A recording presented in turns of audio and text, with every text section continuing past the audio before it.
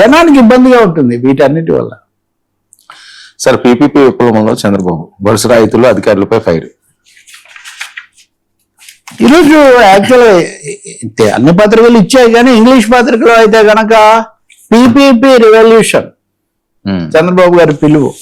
భవిష్యత్తు పీపీపీలదే అని ఒక ప్రధానమైన ప్రకటన. భవిష్యత్తు పీపీపీలదే.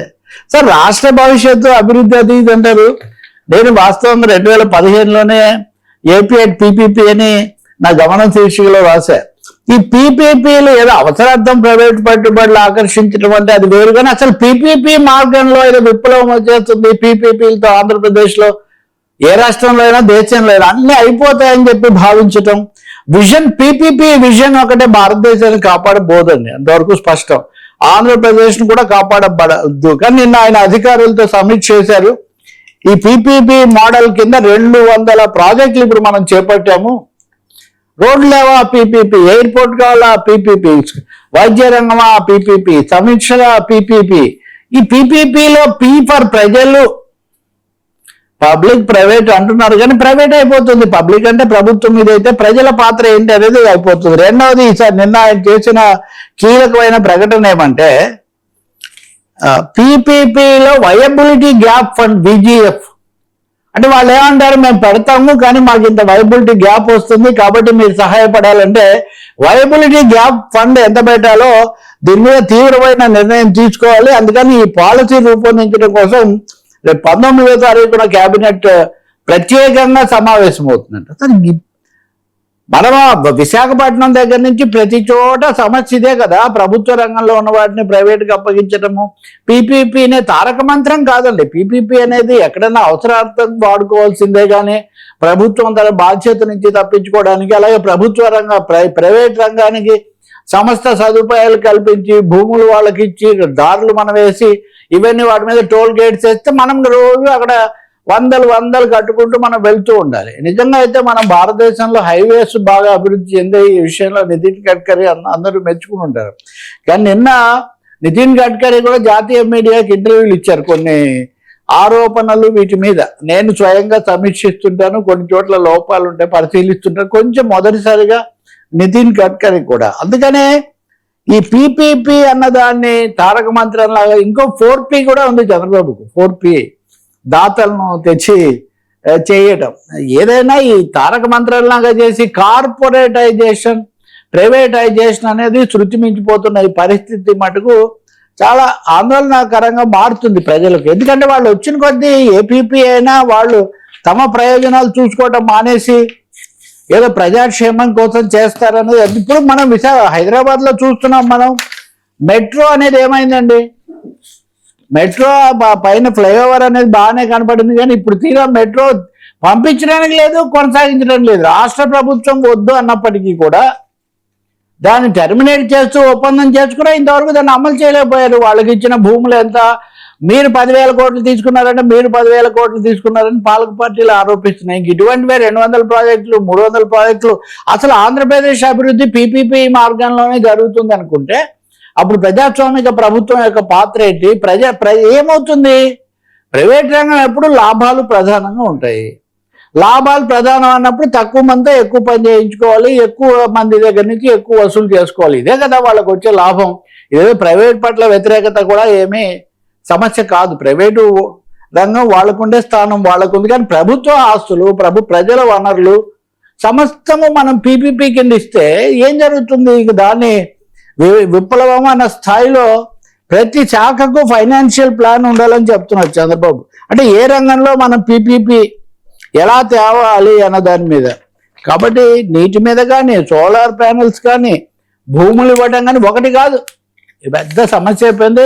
ఇప్పుడు అమరావతి కూడా చాలాసార్లు చెప్పాలంటే అమరావతి కూడా ప్రపంచ బ్యాంకు అక్కడ ప్రత్యక్ష పర్యవేక్షణలో ఇది సెల్ఫ్ ఫైనాన్స్ అన్నప్పుడు, సెల్ఫ్ ఫైనాన్స్ అంటే ఏంటండి?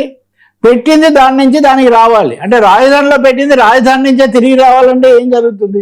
సో ఇది చాలా కీలకమైనటువంటి ఒక సమస్యగా కూడా మారబోతుంది.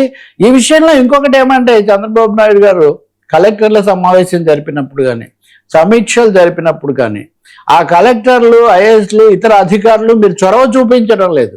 వచ్చే వాళ్ళకు కూడా మీరు సదుపాయాలు కనిపించట్లేదు. ఈజ్ ఆఫ్ డూయింగ్ బిజినెస్ ను మీరు నిర్లక్ష్యం చేస్తున్నారు. ఈ పద్ధతిలో ఎప్పుడూ అదొక నిరంతరమైన విమర్శగా ధ్వజమెత్తడం కూడా జరుగుతుంది. ఇవి ఒక విధంగా అధికార యంత్రానికి కూడా ఇబ్బంది ఉంది. ఎందుకంటే మీరు చూడండి, 2 రాష్ట్రాల్లో కేంద్రంలో కూడా వాళ్ళు ఉన్నప్పుడు చేసిన పథకాలన్నీ వీళ్ళు తప్పుపడతారు, మళ్ళీ వీళ్ళు ఉన్నప్పుడు చేసిన రెండిట్లో మనం వినేది ఏంటి? 10,000 కోట్లు ఎదురు మారాయి, ఈ భూములు వాడికిపోయాయి, అవి వీళ్ళ బినామీలు, వీళ్ళు అంటారు, వాళ్ళు అంటారు.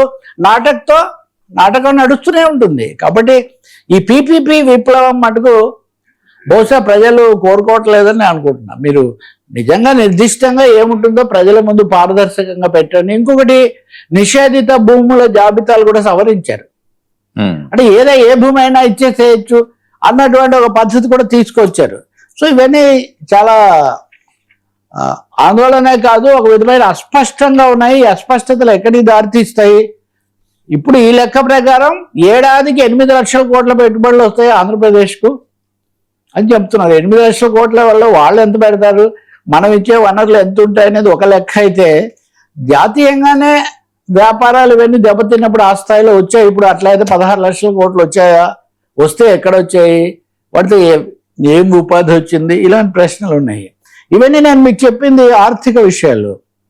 ఆర్థిక విషయాలు కాకుండా చాలా ఆసక్తికరమైన ఇంకో విషయం వర్మ, అలాగే ఇప్పుడు అదంతా డబ్బే కదా. అమరావతి లక్ష్మీ కటాక్షం, చంద్రబాబు గారు నిన్న ఏదో ఆ యాత్ర, పూరి జగన్నాథ్ యాత్ర ఏదో చేసి అమరావతికి లక్ష్మీ కటాక్షం అన్నారు. ఓకే, లక్ష్మీ కటాక్షం లేదు, ప్రపంచ బ్యాంక్ అప్పే ఉంది మనకు. సరే, హిందూ ధర్మానికి సాక్ష్యంగా రాజధానిని నిర్మిస్తున్నాం. నా ఉద్దేశంలో ఇది చాలా అభ్యంతరకరమైన ప్రకటన. ఒక రాష్ట్ర రాజధాని, అందులో లౌకిక తత్వానికి మారుపేరుగా మత సామరస్యానికి నిలయమైన ఆంధ్రప్రదేశ్ రాజధాని హిందూ ధర్మానికి సాక్ష్యంగా ఎలా నిర్మిస్తారు? అంటే మిగతా మతాలు, ఇప్పుడు గతంలో కొంతమంది వైసీపీ నాయకులు కొంతమంది కులం పేరుతో ముడిపెడితే తప్పన్నాం. తప్పకుండా తప్పు. ఏ రోజు కులాలు పెట్టు, కానీ అమరావతి హిందూ మతానికి అని ఎలా చెప్తారు సార్? ఇది ముఖ్యమంత్రి గారి పేరుతో చాలా అభిమానించే పత్రికలో వచ్చినటువంటి ఒక వార్త. జగన్నాథ రథ చక్రం అవన్నీ చేశారు, ఆవిష్కరించారు, ఇదంతా బాగానే ఉంది. అమరావతిని హిందూ ధర్మానికి సాక్ష్యంగా నిర్మిస్తున్నాం. ఈ స్థల మహత్యంతో అమరావతిని ఎవరూ కదిలించలేరు. అటు కృష్ణమ్మ, ఇటు స్వామివారి ఆలయం, అమరావతికి శాశ్వత దీవెనలు, ఇవన్నీ ఓకే. కానీ ఇక్కడ చూడండి, మానవ సంబంధాలు తగ్గిపోతున్న తరుణంలో సమస్యలకు ఆధ్యాత్మికత ఒకటే పరిష్కారం అని ఆయన చెప్పారు. ఆధ్యాత్మికత అంటే ఇందాకేమో మనం పీపీపీ కార్పొరేట్, ఖచ్చితంగా భారతదేశంలో జరుగుతుంది ఇదే సార్. అందరూ అనేది మాలా విమర్శకులు అనేది కార్పొరేట్ కాషాయ కలయికగా నడుస్తుందని. ఇప్పుడు అమరావతి ఖచ్చితంగా దీని మీద ప్రభుత్వం వివరణ ఇస్తుందో నాకు తెలియదు, కానీ అమరావతిని ఒక కులానికి అని కొంతమంది ముడిపెడితే ఎంత తప్పు, ఒక మతానికి సాక్ష్యంగా నిర్మిస్తున్నామంటే తప్పు సార్. కృష్ణా నదైనా గోదావరి నదైనా పుష్కరాలు వీళ్ళే జరుపుతుండొచ్చు, కానీ అందరికీ అవి పంటలు పండిస్తున్నాయి, అందరికీ మేలు చేస్తున్నాయి. పైగా నదులన్నీ నిజానికి మనం జాగ్రఫీ సైంటిఫిక్గా అయితే ప్రపంచ మహాసముద్రం అంటాడు వాడు. అవును, బ్రహ్మపుత్ర నదిని భారతీయులు ఒక విధంగా పిలుస్తారు, పైనుంచి వచ్చేటప్పుడు చైనా వాళ్ళు దాన్ని ఇంకేదో పిలుస్తారు. కాబట్టి మనం ఈ విధంగా రాష్ట్రాలు, రాజధానులు వీటికి కూడా ఇటువంటి పేరు పెడితే, ఇప్పుడు హైదరాబాద్కే హైదరాబాద్ కాదు భాగ్యనగర్ అని పేరు పెట్టాలి, ఇలాంటి చర్చలకు వైపు నడుస్తుంటే, దేవతల రాజధాని అన్నారు. ఓకే, సాధారణమైన అర్థంలో దేవతలు అంటే అన్ని మతాల దేవతలు అనుకుంటారు, కానీ ఒక మతం దేవతలే కాదు కదా. కాబట్టి ఖచ్చితంగా చంద్రబాబు గారు లాంటి అనుభవం కలిగినటువంటి ముఖ్యమంత్రి, రెండోది లౌకిక పార్టీ కదా తెలుగుదేశం, ఒక మత ధర్మానికి సాక్ష్యం అని చెప్పడం ఏంటో. మళ్ళీ ఇప్పుడు ఒకటి చెప్పొచ్చు, ధర్మం అంటే మతం కాదు, అది కూడా నేనే చెప్పేస్తాను, ఎందుకు మళ్ళీ ఇంకెవరో శ్రమ పట్టడం ఎందుకు. కానీ ఇప్పుడు దేశంలో ఉన్న వాతావరణంలో కలుపుపోయే విధానం అనుసరించాలి తప్ప, ఈరోజు బీజేపీని మెప్పించడం కోసం మనం అలా అంటే కూడా మోదీ గారు ఏం ఫండ్స్ ఇవ్వలేదు సార్, మట్టి నీళ్ళు ఇచ్చిపోయారు. ఇప్పుడు కూడా అప్పే ఇప్పిస్తున్నారు, ఆయన ఏమి ఇవ్వట్లా. నిజంగా ఇది అంటే పీపీపీ దగ్గర నుంచి ఇక్కడికి వచ్చిందండి సార్. ఇక్కడ చివరిలో ముగింపు, వైఎస్ఆర్ పార్టీ వాళ్ళు నిన్న కూడా మనం చెప్పాం, నారాయణ చంద్రబాబు మీద వేసిన కేసు ఆళ్ల రామకృష్ణారెడ్డి, దాన్ని కొట్టేస్తూ హైకోర్టు చాలా తీవ్రమైన వ్యాఖ్యలు చేసింది. అసలు మీరు కేవలం రాజకీయ కక్షతో ఇలాంటి కేసు పెడతారా? 2014-15లో రాజధాని చట్టం వస్తే 2021లో కేసు పెట్టడం ఏంటి?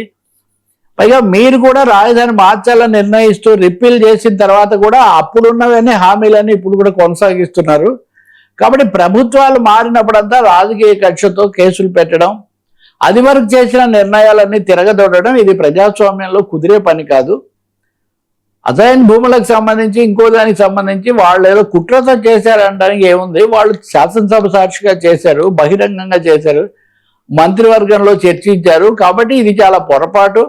ఏ రక్షణలో అయితే గత ప్రభుత్వం, అంతకుముందు ప్రభుత్వం, చంద్రబాబు ప్రభుత్వం ఈ అసైన్డ్ భూముల రైతులకు, ఇతర రైతులకు ఇచ్చిందో వాటిని మేము కూడా కొనసాగిస్తామని జగన్మోహన్ రెడ్డి ప్రభుత్వం కూడా చెప్పింది. ఒకవైపు మీరు ఆ విధానాలే కొనసాగిస్తూ ఆ విధానాలు అమలు చేసినటువంటి వాళ్ళ మీద కేసు ఎలా పెడతారు? సిఐడి వాళ్ళు పెట్టారు పైగా ఈ కేసు. ఎవరో కేసు పెడితే దాన్ని సిఐడి దర్యాప్తు చేసి ఎలా బలోపేతం చేస్తుందని నాకు తెలిసి రాజధాని విషయంలో వైసీపీకి తగిలిన అతిపెద్ద లీగల్ దెబ్బల్లో ఇది ఒకటి చాలా ముఖ్యమైనది. గతంలో 3 రాజధానులు కుదరదని ఆపేసినట్టే ఇప్పుడు ఈ విషయంలో ఏదన్నా నిజమైన ఆధారాలు లేదా విధానపరమైన అంశాలు ఉంటే చూడాలి తప్ప ఏదో కేసును తిరగదొడుతూ వెళ్తే కుదరదని హైకోర్టు చెప్పింది, ఇంకెవరో రాజకీయ నాయకులు వ్యాఖ్యాతలో కాకుండా. సార్ అశోక్ గజపతి అలక ఏం జరుగుతుంది? నిజంగా అశోక్ గజపతి